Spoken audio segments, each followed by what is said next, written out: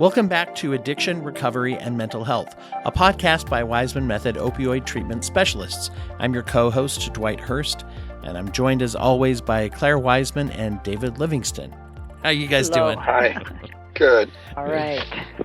Well, I got to pick the topic today, and I've been thinking a little bit about this lately, about the fear that people sometimes have when they get into sobriety and they get into health management. They've been clean from drugs. They maybe have gone through detox. They've gone through whatever process when they got to get to a stage where they're kind of just, they're managing and maintaining where they're at with sobriety. And then there come these fears of, what if I mess up? What if I fall off the wagon, to use a really old expression? But, what if I have a slip up or a mistake or anything like that? And that could become just so powerful in people's lives. And I wanted to see what just our mutual experiences and feelings have been about that. I don't know if the word powerful or debilitating when we describe that kind of fear. I think in most cases it is debilitating. It stops you, from advancing or on your sobriety or in seeking sobriety. Mm-hmm. That's a good point. Really, I mean, people might even hesitate to engage with treatment because of that fear before they've even gotten stabilized. I think fear is something that we usually don't understand, the root of it. And by understanding the root of our fear, we can usually help manage it. And it becomes a bit more, attainable, the solution. So, right, David? All feelings are good. How we understand them and whether they're in alignment with our values is really the question. So, fear of getting into treatment when you're in trouble, because fear is an inhibitory emotion, so it inhibits us.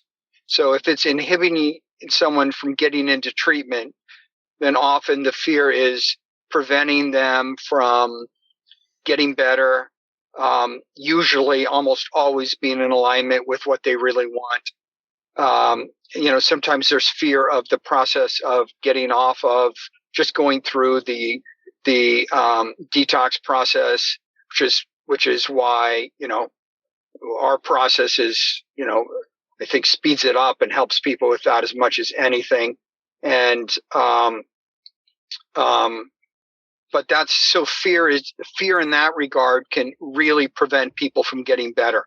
And also, and fear of being ashamed or telling people or taking time off of what'll happen. I mean, there's all those fears that I hear all the time.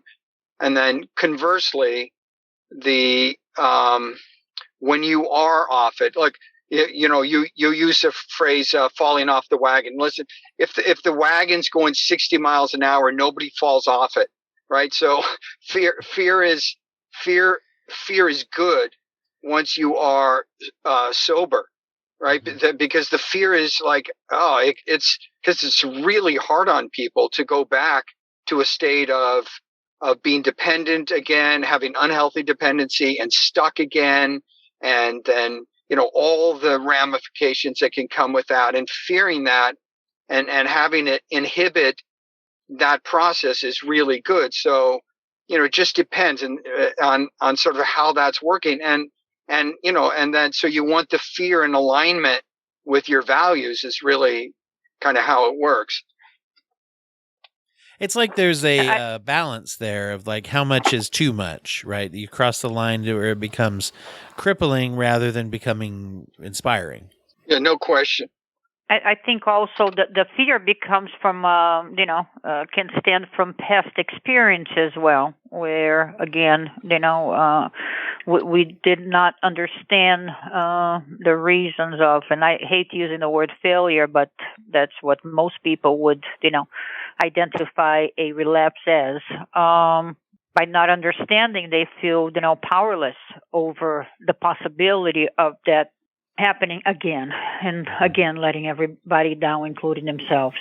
I think it's really important to understand, where, it in the past came from, and what trigger, and work in finding tools to deal with those, unwanted feelings that are usually, the trigger for relapse.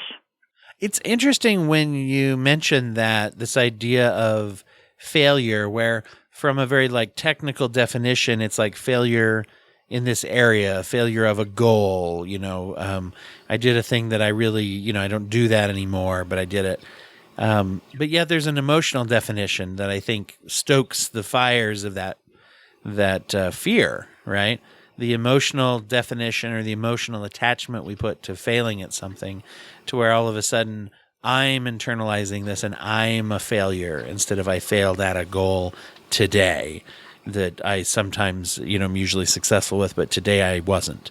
That's a whole different ballgame than saying to myself, oh, I'm a failure. That's who I am. For sure. I mean, now you're getting into the idea of shame, right? Shame versus maybe guilt. I'm not living up to the way I really want to live, and and so that type of guilt can move people to say okay, I want to do better. I want a different life. This isn't me and how I want to live, right? And again, it comes back to kind of being in alignment with your values, and that's helpful. But when it becomes sort of embedded as a feeling of, man, I'm wrong and I'm not good, and that can just confuse you. It doesn't necessarily help separate and identify what it is you really want, and then move you into an alignment with it, which is why the best reason to get sober, and the best reason, because it just complicates it complicates, it negates it, a healthier vision for a life. There is also, I believe, a great factor of expectations, and again, realistic expectations that can lead, to those feelings of not just of wanting to relapse, but of, failing what I expected from myself. So I think sometimes not just the patient themselves, but everybody around them, the expectations are so beyond what can be delivered. There is you got treatment now that doesn't mean that your life is going to be great and your relationships are going to be great and everything is going to be positive and happy all the time. Far from that. No, you're dealing with life on life's terms, and there is going to be letdowns, and there is going to be steps backwards. But it doesn't mean that the whole path you went forward was in vain. Yeah, that's an excellent point. I know that that's something that I've heard a lot of people refer to, is the idea that, if you're trying to be sober and you're trying to stay away from opiate abuse, for example, then that goal all by itself is not yes, we want to be healthy, but I think it's important to remember, being healthy in all things, each thing is its own goal, or to be as healthy as possible. That's a goal. And then there's the goal of avoiding the substance use or substance abuse, right? And if I'm as a colleague of mine used to say, if I'm walking into a decision and I'm making the wrong one, but I'm doing it without abusing drugs, I have some success there. If I go over here and make a really bad decision, I'm doing it sober, I'm doing something right. And now I can work on that choice and maybe make a better choice. If that makes sense. I don't know if I agree 100% of that, White. Yeah, although talk obviously about that a little bit. Although I think when we are under the influence of any substance, it makes it hard for us to make good decisions, because our thoughts are compromised. But with that said, we can make pretty bad decisions when we are in harmful decisions when we are sober as well. So I would think more of the intent to be healthy, physically and emotionally healthy.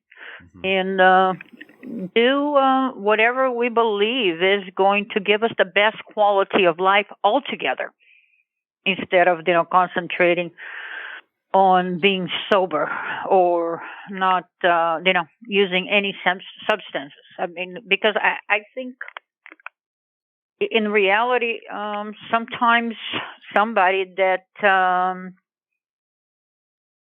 had treatment for opioid dependence might need to use, an opioid to control pain management for a short amount of time. And that doesn't mean they failed. And we get this call all the time.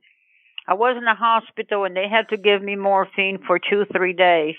Mm-hmm. Should I come back for treatment? But are you still taking opioids? No. It's just for 2-3 days. But do you understand what I'm saying? Because the whole sense is, if you use that substance, it makes the substance so much bigger than your own will to be healthy. And that is an important point, I think, is not to because you can let, just like you can let alcohol or drugs be too big in your life. I know we talk about this sometimes, how sometimes there's a danger of letting treatment or recovery become overwhelming in your life.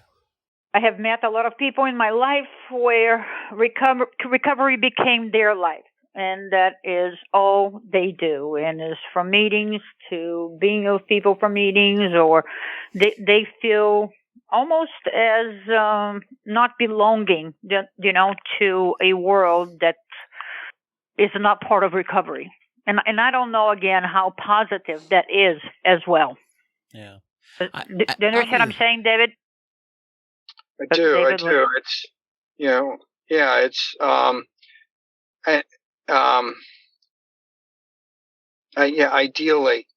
ideally you want your world to be expanding and growing. And in fact, I think that,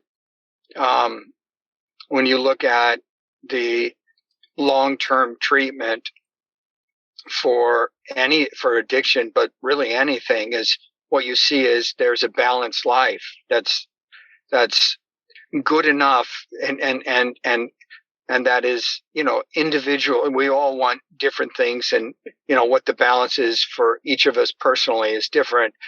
But for that person, they've and so they've moved it around, that they've created a balanced life that includes healthy dependency. One of the things we don't talk about much at all is what healthy dependency is. And, and so I think that's kind of at the root of what you're bringing up. And it's one of the core aspects of having a good life. And one of the most important aspects that's not really dealt with in terms of getting sober is that you have to create healthy dependencies, which we all need, right? That's why it's what society is based on, and what families are based on, and, work situations that are good are based on. It's like all these things where there's a give and take, and we give something, we get something. And, and the problem with addiction is that you don't get anything that leads to your growth and development and expanding life. It just shrinks your life over and over. So, right. So, yeah. I think balance, White, that David just referred to, it's huge. Mm-hmm. It doesn't matter what we're talking about. I think in life, having balance it's primary to any healthy situation. Yeah, and I guess that's a good clarification. When when I go into that and say, do we get overwhelmed with recovery or treatment? And the funny thing is, somebody can be doing more treatment than someone else and not be doing that, whereas someone else can be overwhelmed by that.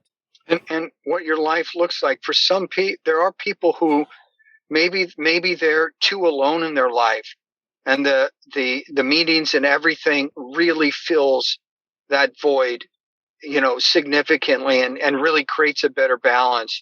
And then there can be other people where, it can really be overestimated how much they need that. And really a treatment is looking at aspects of a person's life and then talking to them and helping them think about it.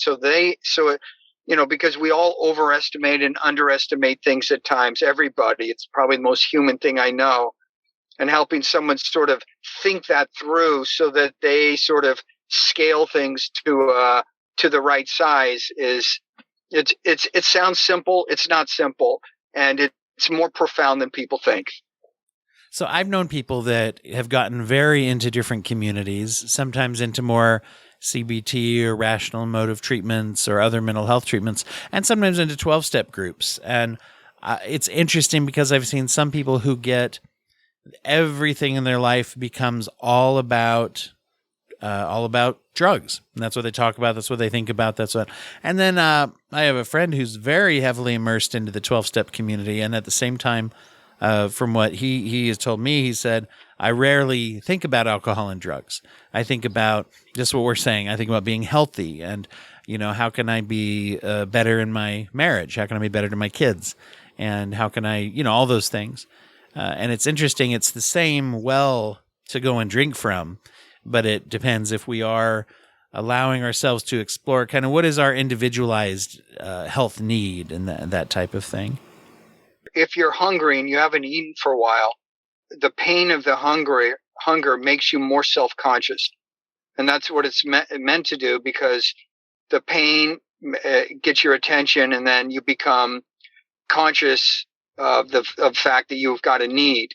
So what happens is as needs get met appropriately and in a good way, as you get the meal you need, you move on, right? You don't stay there and keep eating. You move on.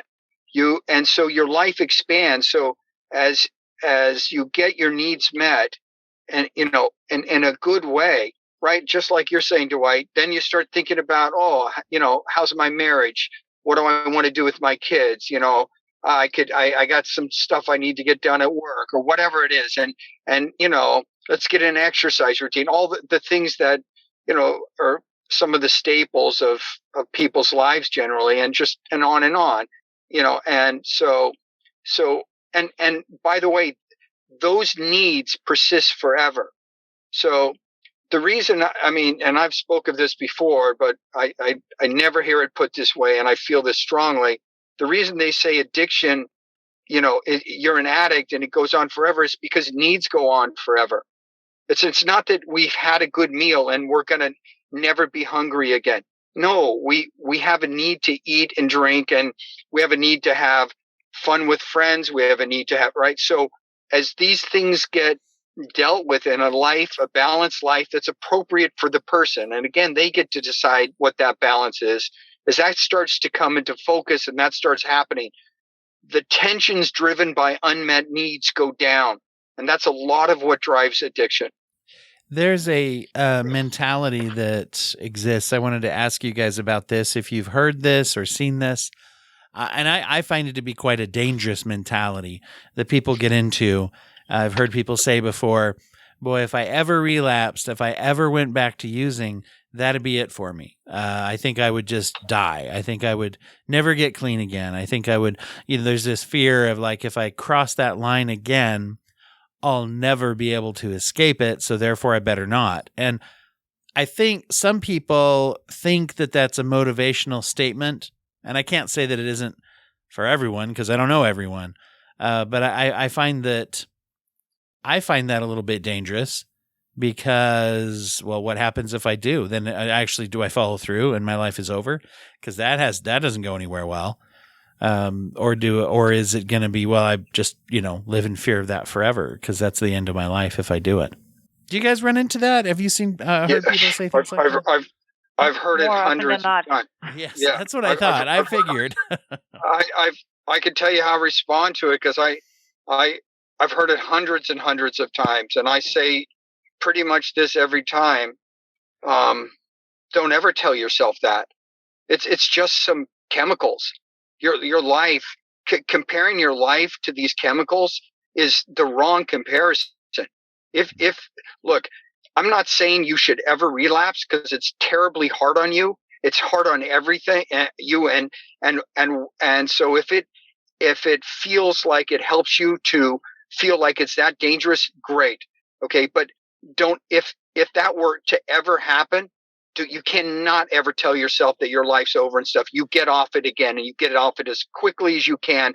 And look, don't do it, because it'll just be terribly hard on you.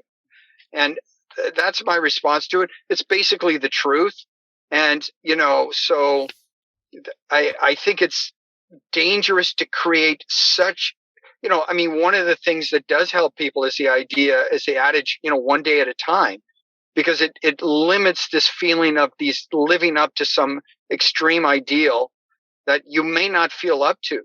I think any absolute, any extremes in life is not good, regardless if that is for maintaining sobriety or relapsing.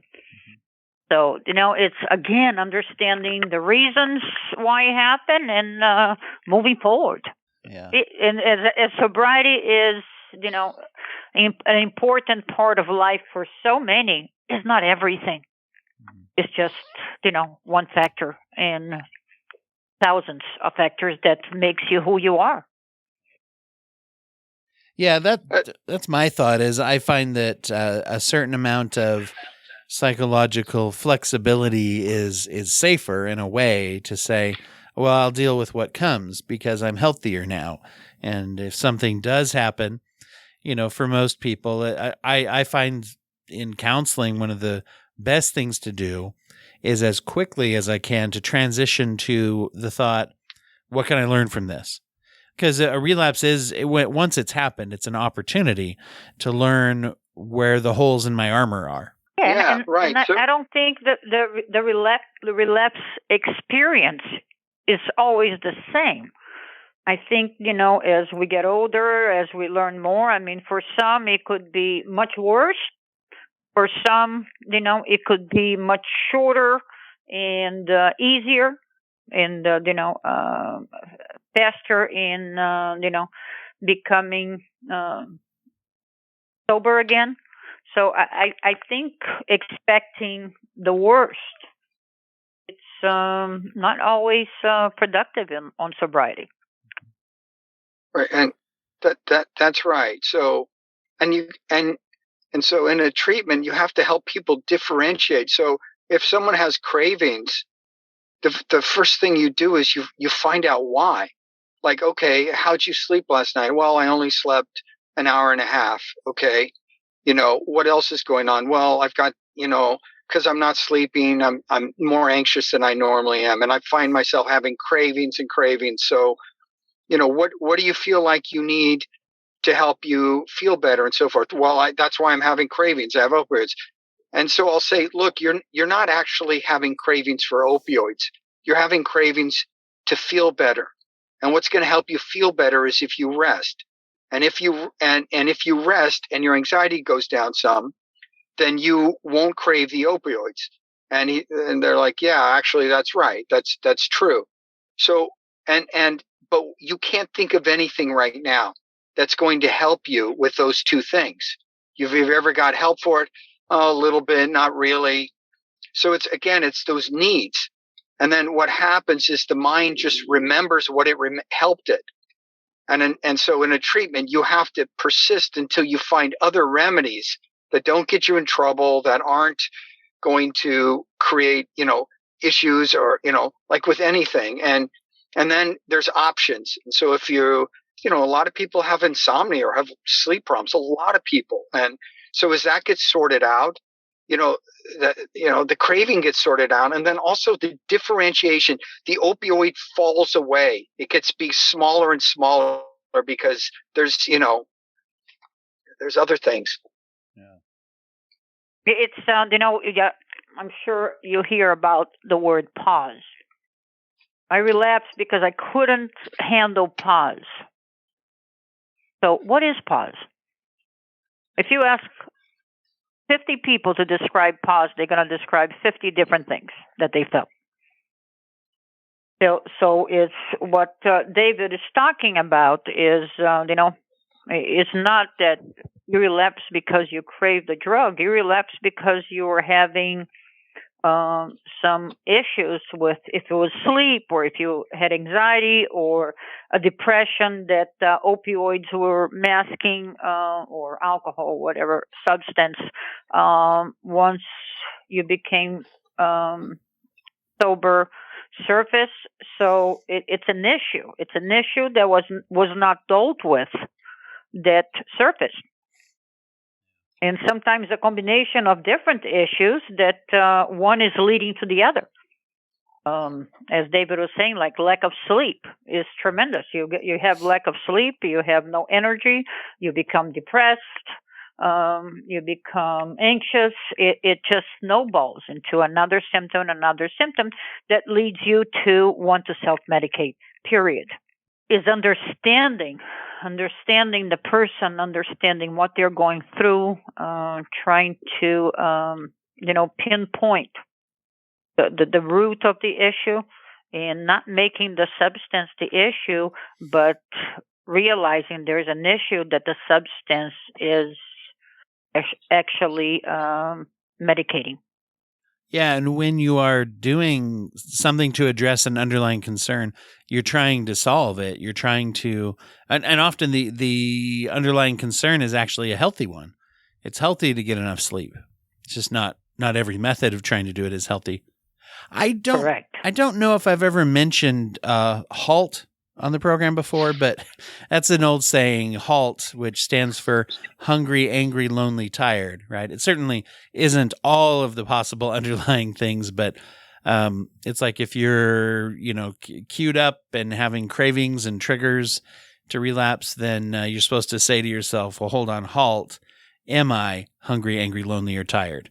Then maybe jump off to other needs as well. But that's just a good check-in someone can do for themselves. And the interesting thing is, even without it being tied to substances or addictions, I found for myself, if I'm emotionally destabilized or, flooded with emotions, it's actually pretty good to stop and say, how are my physiological needs going right now? Am I being healthy for myself? And self-care is so much more than, just going to a party or doing something fun or taking a bubble bath, right? It's also getting some exercise and getting enough sleep and eating things that won't make me feel sick in an hour or two. Right. That's a great acronym. It just moves you right back to your needs. And as you identify the needs and you go and kind of do something to help them, it's not just a treatment, but that's the core to building a good life.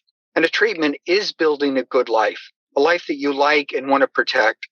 I had a conversation with somebody a few days ago, and he was saying to me, but you need to understand what I am telling you. And I said, yes, I'm hearing you. You need to hear your body as well, and you need to hear what your body's telling you. Think about what is that we need, what is that we are missing, what is that we are ignoring.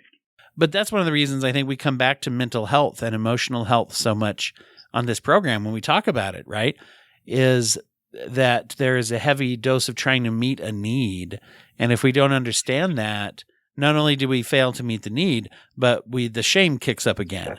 If I attribute my substance abuse to, I'm a bad person, then I don't get better. If I attribute it to, oh, actually, I'm trying to work through some trauma, and I didn't really realize that for a long time. Well, that's just a need then. That's just a thing that happened, right? Right. That's right. But there has to be confidence that the need can be met in a different way. And so as people feel confident, truly feel confident that they can get sleep when they need it. They've got other ways. They've got a doctor that'll work with them, and find healthy ways for them to sleep. They, get in a good exercise routine. They get up in the morning and move into sunlight, which helps reset the circadian rhythm. They learn and start to feel confident that they can manage something.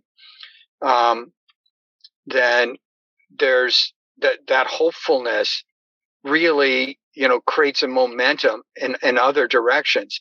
And I think what happens in a lot of treatments is that the underlying needs and the concerns aren't really addressed, and there isn't a strong sense of hope. And so what can creep into a person's mind is, and this is one of the dangers of particularly opioids and substances, is it will shift how you feel initially. Now it's, it's a dead end street. It doesn't go anywhere, and all the above, and worse, especially with fentanyl, can be, lethal, and is all the time now. So but nonetheless, there has to be confidence that the needs can get met, right? I mean, imagine if you're in a desert and there's nowhere to drink, and you feel like the only thing you have is an opioid to take. Well, that's how a lot of people feel. They don't really, or not. It's not always that extreme, but it literally doesn't really come to their mind that there's a lot of other good options. And so, the more confidence they have in that, the less chance of relapse, less chance of going in directions that just make life harder on them. Thank you so much for listening. That's going to do it for today. Addiction Recovery and Mental Health is a podcast that is created by Waismann Method opioid treatment specialists and produced by Popped Collar Productions. If you would like us to answer your question about addiction, mental health care, and recovery, or any related things, please email us at info@opiates.com, and we can address that on our next episode. We're always excited to hear from listeners and to see what people are going through. You can also follow us on Twitter @opiates. Our music is the song Medical by Clean Mind Sounds. As always, we encourage you to keep asking questions, because if you can ask questions, you can find answers. And if you can find answers, you can find hope. We'll be back with you again soon. Bye-bye.